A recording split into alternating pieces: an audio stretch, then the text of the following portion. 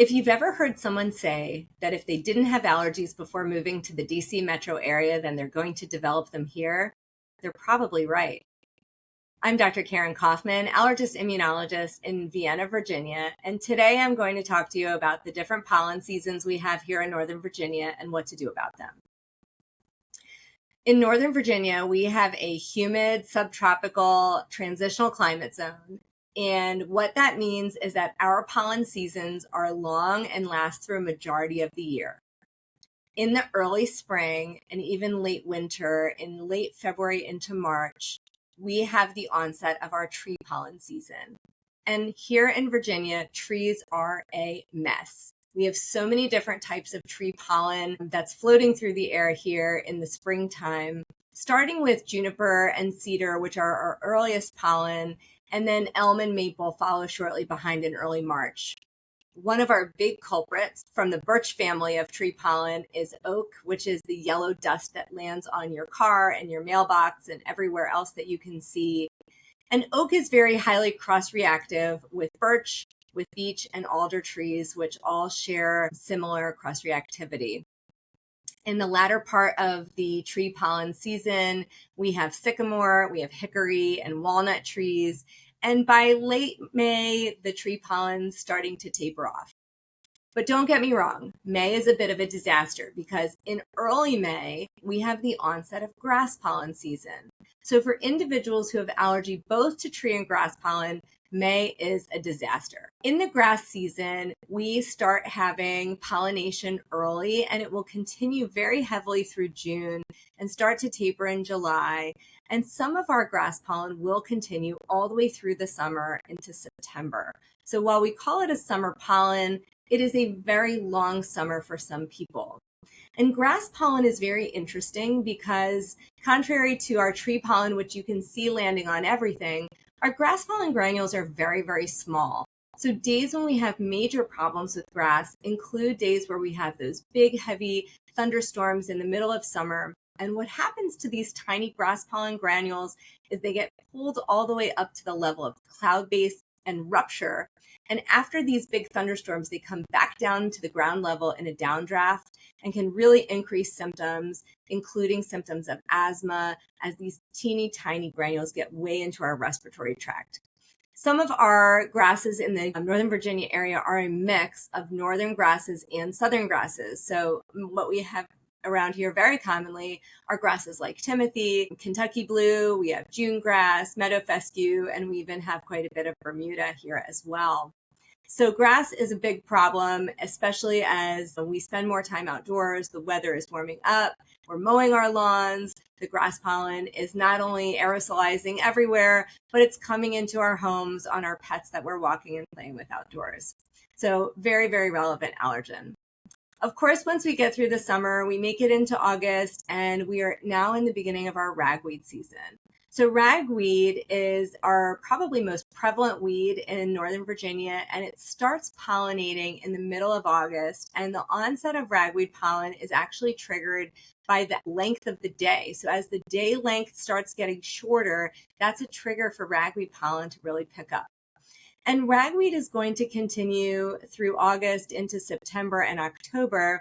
And by late October, most of our other weed pollens are kind of calming down, but ragweed, believe it or not, will continue all the way until the first frost. So here we are in Northern Virginia with pollen all the way from late February into March, all the way until the first frost in the late fall. The pollen allergy here is really just a perpetual problem. We get very, very little break in the wintertime. So what does that mean for you? Well, we always talk about when is the season, and the real question is, when is the season for you? So knowing what your relevant allergens are becomes very, very important because we want to know, number one, what should we do about it? What should we expect? Number two, how do we use medications to get control of our symptoms and which ones should we choose? And number three, this is an optional problem, right? So I say this to patients all the time, which is that nobody chooses to have environmental allergy. Nobody says, sign me up. I'd love to come and see you in your practice for this problem. But we do get a lot of choice as to what we do about it. And another choice for all of our patients with environmental allergy is immunotherapy. which is really how we get to the bottom of these things and work on treating the underlying problem to make symptoms less, to make the need for medications less, and to improve our quality of life. So let's talk a little bit about environmental control. One thing that we don't recommend is for people to avoid going outdoors. That doesn't make a lot of sense. Part of the reason why we all live here in Northern Virginia is that the weather is so lovely and we want to spend time outdoors. And there's plenty of things to do and beautiful places to visit and see here in Northern Virginia. So as we spend time outdoors, we really want to address pollen allergy from an environmental control standpoint once we come indoors. So when we return home, whether it's after a great, long soccer practice, or we went on a hike, or we just spent a weekend going bike riding with our kids, after spending time outdoors, when we come back inside, we want to start by taking our shoes off and finding a sink to not only wash our hands, but to wash our face.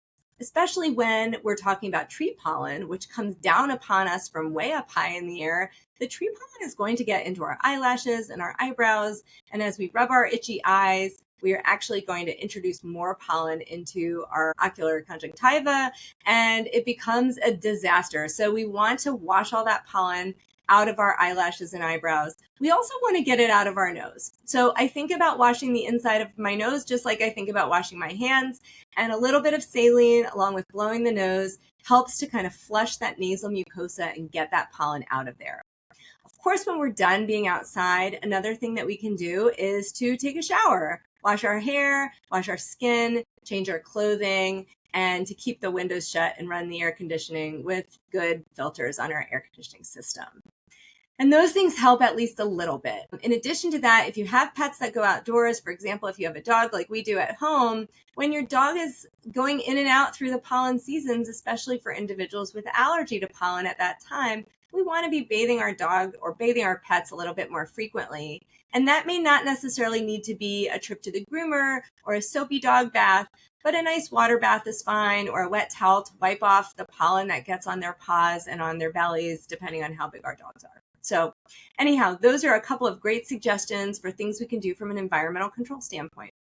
Beyond that, knowing what your symptoms are and knowing what medications will work well for you are very important. So for example, some people will have a lot of symptoms, which I like to call the wet symptoms. So this is your runny nose, your drippy nose, the sneezing, the tearing, the itching, right? All of these symptoms are generally well managed with antihistamines that can be started over the counter without a prescription. So, if you go to your local pharmacy and cruise the aisle that says allergy, there are a lot of choices, and generally the ones that we want to pick are our longer acting antihistamines, which have much fewer side effects than our first generation drugs. So those would be very helpful and can be used on an as needed basis. Some of those medications work as quickly as 30 minutes. So you don't need to build up a level of antihistamines for it to start working. You can truly start those medicines when symptoms arise and get reasonable relief pretty quickly. If symptoms are including nasal congestion and postnasal drip, a nasal corticosteroid, which is an anti-inflammatory, would be a better choice for those symptoms. And unlike our antihistamines, the nasal corticosteroids do need a little bit of lead time. So 1 to 2 weeks prior to the onset of symptoms is generally what we need to make sure that those medications are effective for symptom relief. Certainly beyond these medicines that you can easily start with from your neighborhood pharmacy, we've got lots of different therapeutics that can be offered on a prescription basis. So it's very important to make sure you've been seen by your community allergist to get your symptoms evaluated and figure out what's the next step from there. Beyond using medications to get symptoms under control, allergen immunotherapy, or in this case, allergy shots, are very, very effective for the reduction of symptoms, again, the reduction in the need for medicines, and improvement in quality of life. And anybody with those symptoms would be a great candidate for this kind of treatment. Immunotherapy is a great treatment where we use customized medications that are made specifically for each individual patient, and they're made of the things that they're allergic to, dosed appropriately for what their needs are. We start patients on tiny doses of a very dilute concentration of allergen and build up to a targeted treatment dose over time. And in doing so, the symptoms start to change as the immune system starts to change. We then begin what's called the maintenance phase, where the treatment doses repeat over and over and over again. And we usually will do that for about 3 to 5 years of treatment. And the reason why is it's not that it takes 3 to 5 years to work, symptoms will already be much, much, much better by the time we reach the treatment dose for the very first time. But over the course of 3 to 5 years, what our goals are is to get to a point where we can stop allergy shots and then to have sustained benefit for years thereafter, which is such a nice thing to be able to offer people. If you want to learn more about what are the things that you're allergic to and what to do about it, come see us in the office. We have appointments available and are happy to get new patients in here to help them manage their environmental allergies. Thank you so much for watching. I can't wait to see you on the next video.